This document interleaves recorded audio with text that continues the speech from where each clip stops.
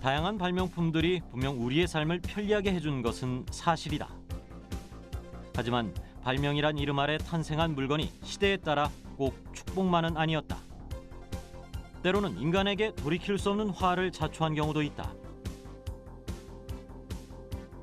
죽음의 사자라고 기록되어 있는 프리츠 하버는 과학적 천재성과 화학적으로 결합된 열렬한 애국심으로 끔찍한 살인도구 독가스를 개발했고, 라이트 형제가 그들의 원시적인 비행기로 하늘을 처음 날았을 땐 자신들의 발명품이 수백만 명의 목숨을 빼앗는 도구가 되리라곤 상상하지 못했을 것이다.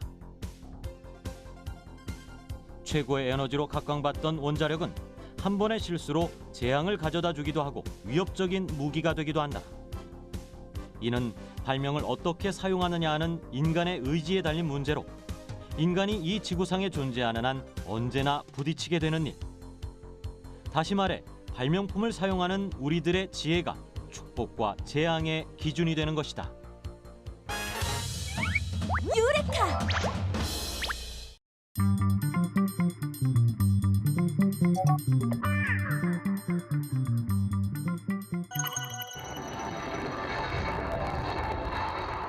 붉고 푸른 색색의 스모그를 뿜으며 하늘을 가르는 항공기들이 고난도의 고개 기동을 펼쳐 보인다. 관람객들의 시선을 단숨에 집중시킨 화려한 에어쇼의 주인공은 영국 와딩턴 국제 에어쇼에 참가한 대한민국 공군 특수비행팀 블랙 이글스.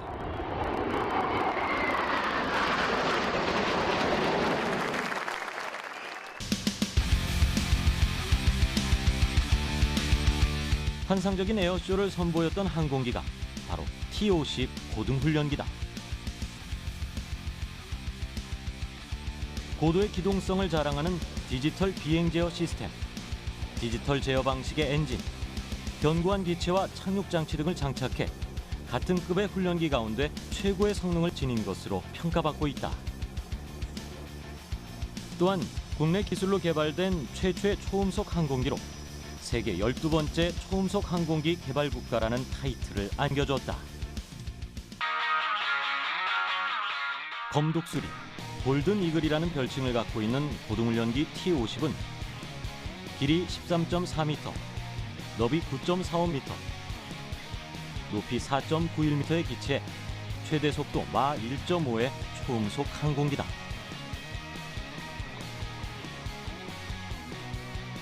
초음속, 말 그대로 음속보다 빠른 속도를 내기 위해 고도의 기술력이 필요했다.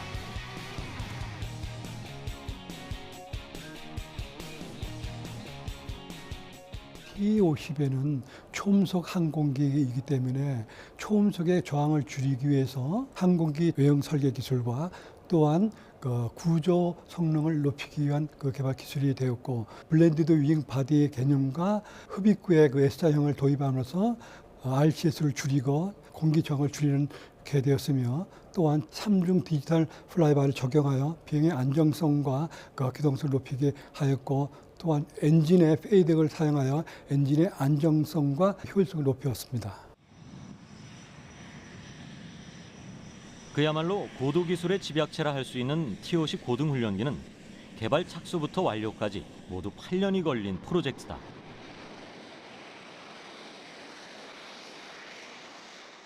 지금 여기는 좀 클리어런스가 일단 정확하게 명칭. 한편 T-50 고등훈련기를 개발한 한국항공우주산업은 이를 계기로 또 한 번 도약한다.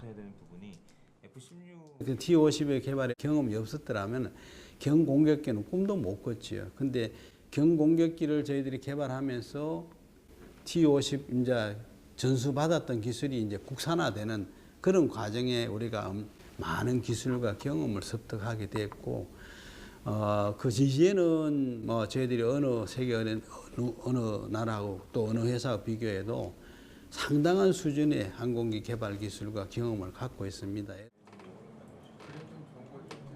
이후 T-50 고등훈련기 개발자들은 공군 실전 배치 가능성, 수출 가능성, 전투기 개조 가능성 등의 과제도 해결해 나간다. 그 결과 T-50 고등훈련기는 2007년부터 우리나라 공군에 실전 배치돼 F-16, F-15 등의 전투기 조종사를 양성하고 있다. 또한 2011년에는 인도네시아 수출에 성공해 우리나라를 세계 6번째 초음속 항공기 수출국 반열에 올려놓았다. T-50 고등훈련기 개발로 다져진 기술력은 전투기 개발로 이어졌다. 한국항공우주산업이 국내 기술로 만든 최초의 국산 경전투기 FA-50. 최대 속도 마 1.5, 작전 반경 430km. 미사일과 유도무기 등 최첨단 무장이 가능할 뿐만 아니라 야간 투시 장치가 있어 밤낮으로 임무 수행이 가능한 전투기다.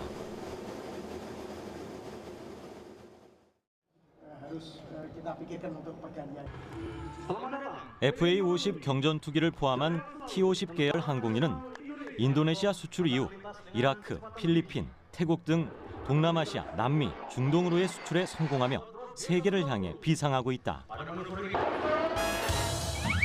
유레카!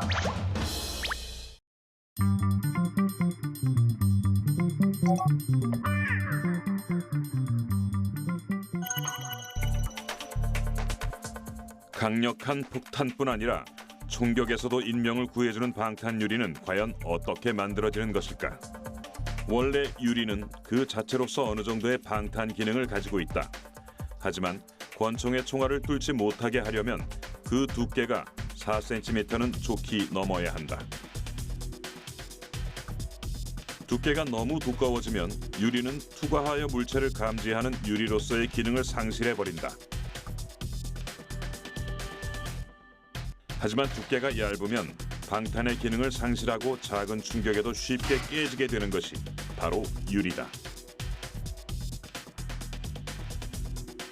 따라서 똑같은 두께지만 유리의 기능을 상실하지 않고 방탄의 기능까지 갖추기 위해서는 따로 사용되는 것이 있다. 바로 관통 방지 필름이다. 폴리에스터로 만들어진 이 투명하고 얇은 필름은 웬만한 완력에는 찢어지지 않는 강도를 자랑한다. 그런데 이 필름이 방탄 유리에 어떻게 쓰이는 것일까? 화면에서 유리 위에 얹히는 얇은 필름이 바로 폴리에스터로 만들어진 관통 방지 필름이다. 강화 유리 위에 이 필름을 얹혀준 뒤 다시 강화 유리를 얹히고 층층이 쌓은 유리와 필름이 떨어지지 않고 달라붙을 수 있게 예비 압력기를 통과시켜준 뒤 더욱 단단하게 붙게 하기 위해 본 압력기에 들어갔다 나오면 얇고 투과 기능이 뛰어난 방탄 유리가 완성되는 것이다. 이렇게 유리 사이에 관통 방지 필름이 들어간 방탄 유리에 회전력이 강한 총알이 뚫고 들어가게 되면 총알이 관통 방지 필름과 맞닿으면서 필름과 함께 회전하게 된다. 이때 필름은 총알을 붙잡고 함께 회전하면서 늘어지는데 이로써 총알은 회전력을 잃게 되고 마지막에는 필름 뒤에 붙어있는 특수 접착체에 의해 총알의 충격이 완화되어 방탄 효과를 얻게 되는 것이다.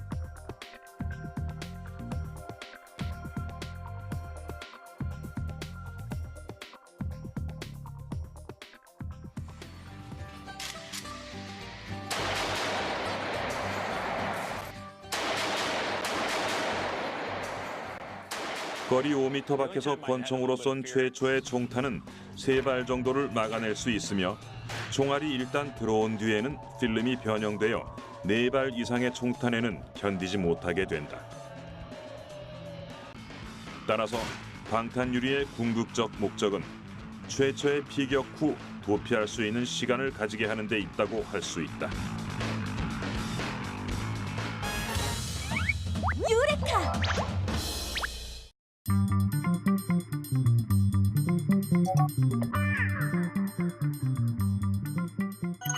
살해자의 차량 앞에 서 있는데요. 그냥 봐도 연식이 꽤 오래돼 보이는데 이 차량 안에는 또 미세먼지가 얼마나 많을지 벌써부터 긴장되는데요. 이렇게 오래된 차량이 환기를 자주 안 하면은 미세먼지하고 각종 세균들이 살기 좋은 환경이 됩니다. 그리고 또한 대시보드라든지 이런 차량 내부의 실내 내장부가 굉장히 각종 오염물질로 오염이 될 수 있기 때문에 위험하고요. 이렇기 때문에 자동차 실내의 공기도 안심하실 수는 없습니다. 자동차에서 나오는 각종 오염물질들, 차량 실내 공기가 건강을 위협한다는데? 자동차의 실내 공기의 경우는 외부에서 유입되는 먼지 외에도 이 내부 자재에서 발생되는 유기 화합물질이 있어서 일반적으로는 두통이나 어지럼증 그리고 천식 발작을 악화시킬 수 있습니다. 또 장기적으로 이런 화합물질에 노출되는 경우에는 심혈관계 질환이나 암 발생 위험을 높이는 것으로 되어 있습니다. 그렇다면 자동차 실내의 미세먼지 수치는 과연 어떨까? 기준치보다는 낮지만 호흡기 질환자에게는 위험한 수치가 검출되었다. 이번엔 에어컨 가동 후 차량 실내 미세먼지를 측정해봤다. 기준치보다 더 높은 미세먼지 수치. 에어컨 가동 후 발생되는 미세먼지 수치는 지하철 역사와 비슷한 수준이었다.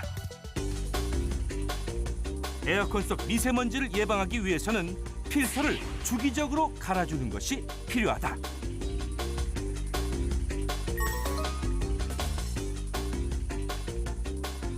또 차량 미세먼지는 주행 상황에 따라 수시로 바뀐다는데 주행 환경을 다르게 한 후 미세먼지를 측정. 그중 터널과 지하 주차장에서 가장 많은 미세먼지가 검출되었다. 도로변에서 이제 많이 발생하는 미세먼지가 차량 내에 유입될 수가 있습니다. 그래서 자동차 연소 입자라든지 엔진 연소 입자 또는 이제 도로변 비산먼지 또는 이제 타이어라든지 브레이크 마모에 의해서 발생한 이러한 미세먼지들이 차량 내에 유입될 수 있다고 할 수 있겠습니다. 운전을 하다 보면 운전대 옆에 버튼들이 굉장히 많잖아요. 그중에서도 이렇게 차 안에 동그라미 표시로 화살표가 된 모양이 있어요. 그건 혹시 뭐예요? 차량의 공기 순환을 표시하는 버튼인데요.